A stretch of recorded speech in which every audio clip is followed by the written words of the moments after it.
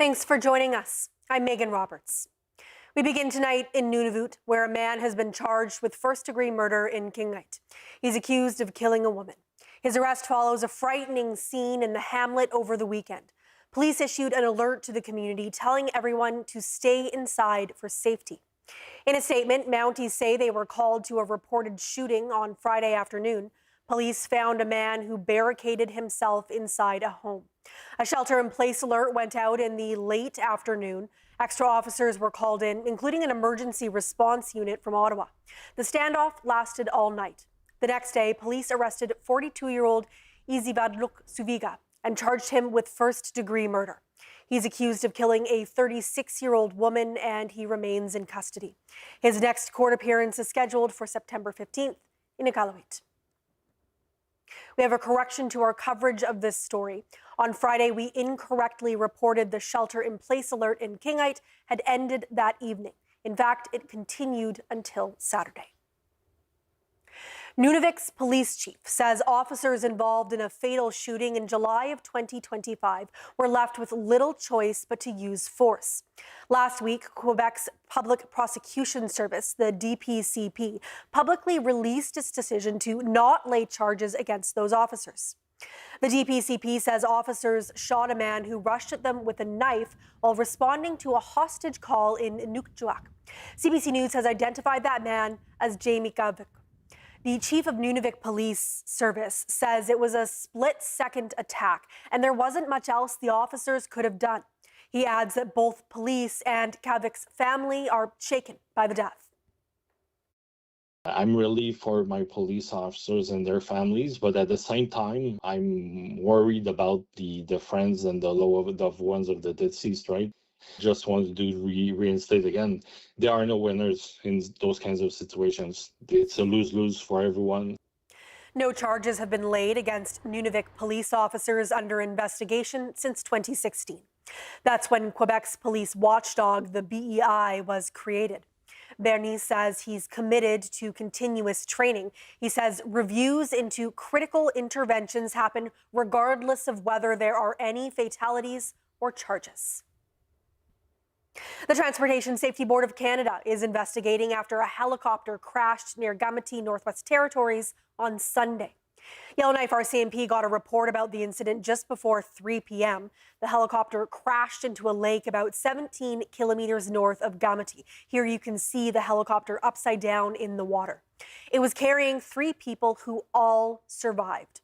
RCMP, the Cleachon government, and community members organized a rescue mission.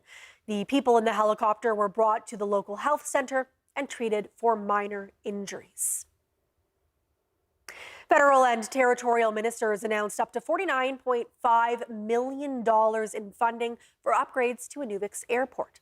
The money comes on top of federal money already set aside to extend the runway so larger military aircraft can land at the airport. The new money will go toward giving the cracked runway a new surface and replacing the access road with asphalt. It's the first project to be funded by the Arctic Infrastructure Fund. That's a $1 billion fund set aside last year to build and expand infrastructure that serves the military and civilians. Construction is set to begin in the fall and is expected to take 3 years. I don't think I've ever been to the Inuvik airport when it's been quiet. It's always a hustle and bustle.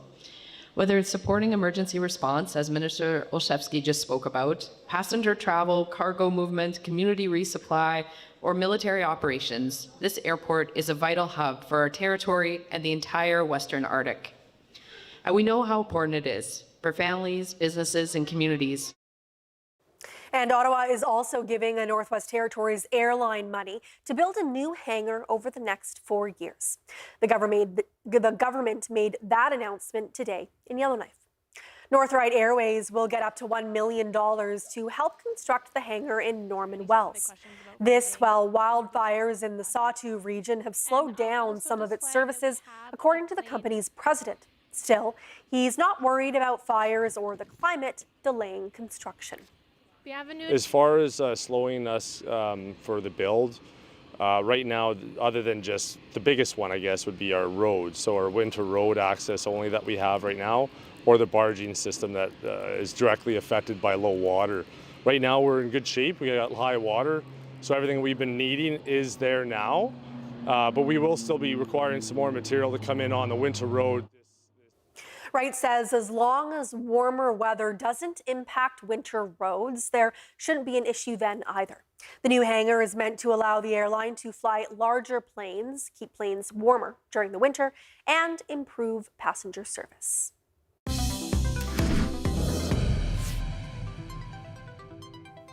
The Yukon Employees Union is now under the trusteeship of the Public Servants Alliance of Canada, and elected leaders of the territory's largest public sector union have been removed from their positions. Catherine Pilkington reports. The Yukon Employees Union represents more than 5,000 workers. Now, just months after being put under administration by its parent union, the Public Service Alliance of Canada has placed the organization under trusteeship. This move suspends its bylaws and forces out elected Yukon leadership. Public Service Alliance representatives have now taken over operations. The former YEU vice president told CBC this all came as a shock, and members held an emergency meeting once they learned the news. Several wrote a letter to the Public Service Alliance calling on it to stand down and expressing their commitment to working together. But despite all that, the trusteeship moved ahead on Thursday. The Public Service Alliance told YEU it was addressing a, quote, governance issue. It says local presidents remain in place and members can expect service and representation to continue. A virtual town hall is being held tomorrow night at 5:30, where members can learn more about what's going on. Catherine Pilkington, CBC News, Whitehorse. The Yukon government says it will remove an existing cap on rent next year. It says rent control is a failure, but the justifications for scrapping the cap remain shrouded in secrecy. Chris Windier has that story. Hundreds of blank pages. That's most of what came back when the CBC filed an access to information request for the rationale behind doing away with rent control. Work to change the Residential Tenancies Act is underway, but most of the records outlining the options are secret, and there are no public plans right now to soften the blow. Premier Curry-Dixon admits the transition might be tough for some people. I have no doubt that there'll be some chop in the water around the change, that there'll be some bumps in the road. But what we want to achieve is a healthier market in the long term. I should say, though, that the policy itself has not done a good job at either achieving affordability or availability of rental units in the Yukon. Research on rent control in Canada is mixed. Most economists back Dixon's view. Rent control reduces the availability and quality of rental units, and that includes this economist with the Canada Mortgage and Housing Corporation. Everything in general shows that if you relax rent control, you do get more housing supply over time. Now, there are challenges that there may be a transition period. Transitioning from one system to another system can lead to rent spikes as people try and take advantage, but then eventually the market will try and correct that by building more housing supply. But not all economists agree. 2 years ago, the Canadian Centre for Policy Alternatives cited the CMHC's own research that found rent control had no impact on housing supply. The rent cap came out of a deal between the NDP and the former Liberal government. NDP leader Kate White says ending the policy will harm renters and the territory's economy. Some people will say, well, you know, it's a landlord's decision. But I'll also say that if people don't have a place to live, then we don't have employees. We don't have what the territory needs to function. Barring a major surprise, the rent cap will end next May. What happens after that remains an open question. Chris Windier, CBC News, Whitehorse. Diavik Diamond Mine is now filling 3 large open pits with water from Lac de Gras. It'll take a staggering 120 billion litres of water to fill them all the way to the top. That's the equivalent of 48,000 Olympic swimming pools. 3 24-inch pipes per pit are sending water cascading down the walls of the mines. It's a lot of water, but it's only 2% of what's in Lac de Gras. The closure manager for the site says an action plan is in place to ensure the process doesn't affect lake levels or water quality, and screens are in place to keep fish and other wildlife out. Once the water starts flowing through the siphon, it just flows on its own from then on. So it's just a passive system. So each siphon is designed to do around 850 liters a second. There's 9 of those siphons. We're talking like about 250 Olympic swimming pools per day of water is being moved. This marks the next step in the cleanup and reclamation of the Northwest Territories mine site owned by Rio Tinto.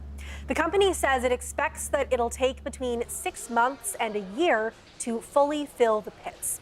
After that, water quality is to be monitored by staff, community members, and regulators, and the area will be reconnected to the lake once it's deemed safe to do so. Production ended at the mine in March after more than 2 decades of operation, and active closure activities are expected to wrap up by 2030. A Nunavut scientist recently came across a plant that's almost never seen in Canada's north. He says the plant's presence might be a sign of a warming Arctic.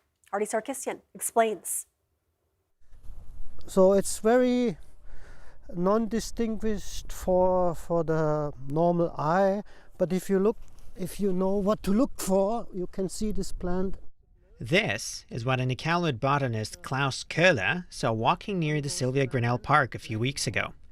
These green and brown, fly-eating water plants are called bladderwort. Most people would have just walked by, but Köhler saw something never seen before in the Arctic. Well, almost.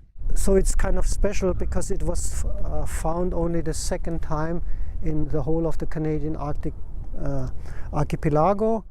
But Köhler says this little plant could be a sign of a changing climate. As the Arctic is warming, southern plants are creeping north, and in a few years, they are sure to change the tundra. I guess, yes, in the future there will be more invasive species and also more native species expanding the range to the Arctic. Köhler is going to collect this plant and send it to the Canadian Museum of Nature in Ottawa, where scientists will determine what kind of bladderwort this is. One of the people who will study it is the museum's senior research assistant, Paul Sokolov. He was part of the scientific group that found the first documented sample of bladderwort back in 2012 outside Kimrud. Sokolov argues Köhler's find will help scientists understand the future of the Arctic ecosystem. In some ways, we're still trying to figure out what exactly could be coming up into the Arctic due to climate change. Even though this particular plant is unlikely to pose a risk to native Arctic species, others could be a threat. Certainly, there are weedy species that could be moving northward due to climate change, and it's of great concern to us that these species don't come into areas and outcompete native plants. Not all southern plants that occasionally pop up in the north survive the harsh climate, but Köhler says this new Arctic resident is likely here to stay. Artie Sarkisian, CBC News, Iqaluit.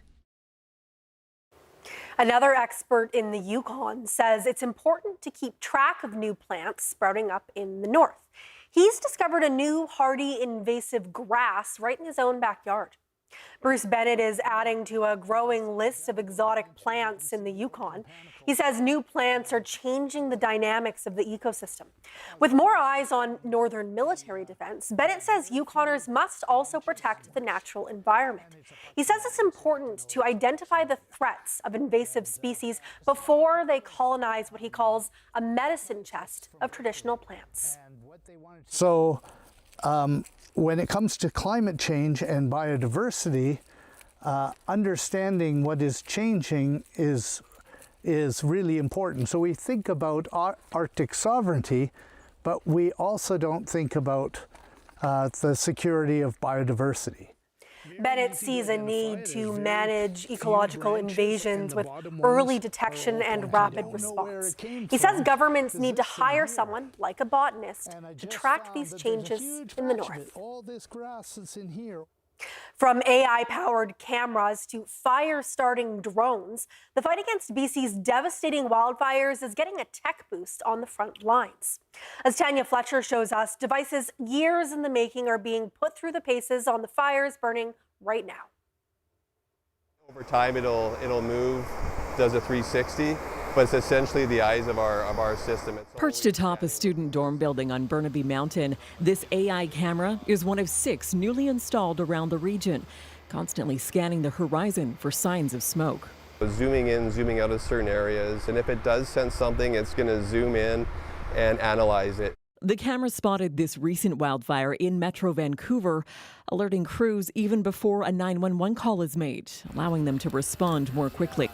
Firefighters have also installed 45 chemical-sniffing ground sensors attached to trees deep in forested areas like this one on the side of Burnaby Mountain. The new cameras and sensors are now being used in Kelowna and Vernon too, BC leading the country in wildfire detection. Because of this impact, I can honestly say that this technology will save a life one day. This destructive fire season marks another Canadian first, using this drone to carry out a controlled burn on an active wildfire. Hovering over the flames tearing through the Fraser Canyon, it drops mini fire starters as part of a planned ignition. Crews who've been testing the technology for years say they shed a happy tear to see it in action in real life. Those happy little moments are fleeting in these types of wildfire seasons. It's not every day that you get to see something that can help you in the future. We can start there gathering data on how. Meanwhile, inside this lab at UBC, researchers are training AI chatbots to help crews triage fires and prioritize locations using real-time data. Based on current scenarios, predictive modeling presents decision makers with various outcomes, weighing factors like evacuation impacts, structure loss, and environmental damage. With what we're doing, they can see cost, consequences. But he says they will never train artificial intelligence to decide which option is best, because, like many in the field point out, technology can never replace human intuition. Tanya Fletcher, CBC News, Vancouver.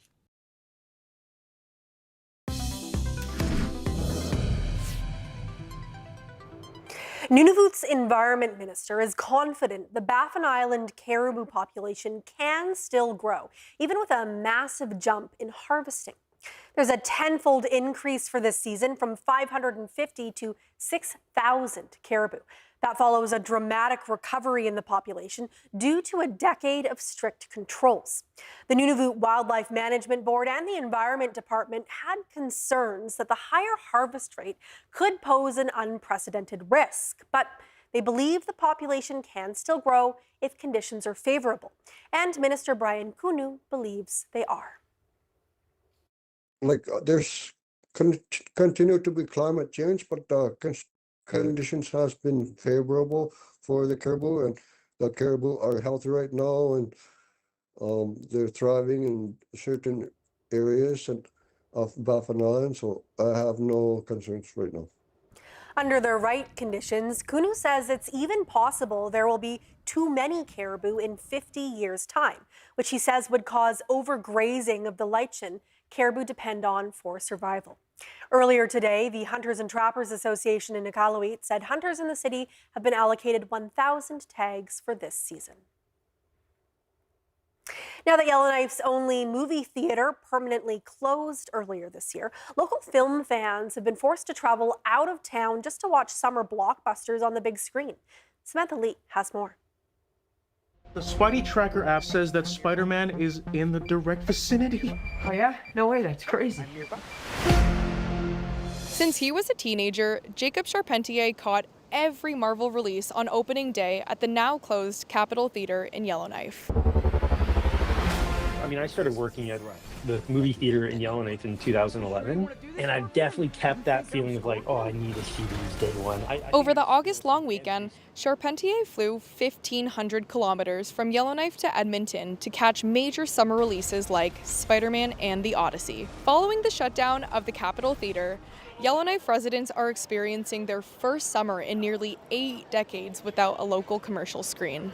If our only choice is either travel or miss out on these experiences right away. People can wait, and you can wait for streaming, but you don't get that feeling of streaming when you're seeing people dressed up as Spider-Man. How many people I knew in line dressed up as Spider-Man? And not even that, but how many people I recognized in line from Yellowknife? Between airfare, hotels, food, and tickets, his trip cost roughly $1,500. Longtime Yellowknife Marvel fan Mikey McBrien says without a local cinema, Northerners are missing out on shared cultural moments. It's funny enough as a 43-year-old man to say that I'm missing out because I can't see Spider-Man is kind of funny in retrospect, but it's true. 50% of the people in the Northwest Territories that don't live in Yellowknife, besides Hay River, experience this all the time. Grassroots groups like the Yellowknife Film Club, who host free monthly classic movie screenings at the local library, are seeing a surge in attendance this summer. The club says while they lack the resources to run a commercial theater, they would jump at the chance to collaborate with another organization if an auditorium space became available. Community members previously gathered to discuss local theater options, but building co-owners Deton Show Group and Kingset Capital have not publicly shared future plans for the building. Was it worth it? I wish it wasn't. I wish it wasn't worth it, but I would pay again to do that. But who knows when the next time I'll do that is. But it was, yeah, it was fun. I wish I could have stayed in town though, ultimately, but. For now, staying diligent online to avoid spoilers and taking trips out of town may be the only way to catch these new releases. Samantha Lee, CBC News, Yellowknife. A South Korean man is on an extraordinary journey to walk around the world, and his quest has now taken him through the Yukon. Joang Lee has already passed across parts of Asia, and now he's working his way through North and South America. Lee started this part of his journey in Anchorage, and he plans to walk to one of the most southern points of the world in Chile. Lee has been traveling along the Alaska Highway between Haines Junction and Whitehorse. He says all that walking and time in the sun has taken a toll. In fact, this t-shirt, originally it was black, but because of the sunlight, it was changed. So originally, this is the original color of the t-shirt. Lee says he walks around 20 kilometers a day. He hopes to get through the Canadian Rockies before the cold and snow set in. Nunavut's biggest music festival starts tomorrow in Kuujjuaq. This year marks the 30th anniversary of Akpik Jam.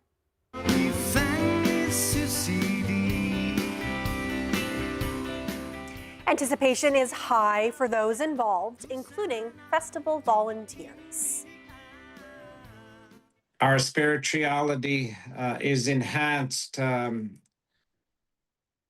we're hearing music. It's part of a healing process as well, and it gets the community together. Beatrice Deer is a performer set to take the stage with her band. She's been performing at Akpik Jam for decades. She even painted her nails with Akpik berries for the occasion. She says the festival is a moment of inspiration for young Inuit musicians. And for Inuit kids to see, I'm Inuk, she's Inuk, he's Inuk, they're up there, and that can be me. The festival also promises a canoe race, poker tournaments, and of course, an Akpik berry picking contest.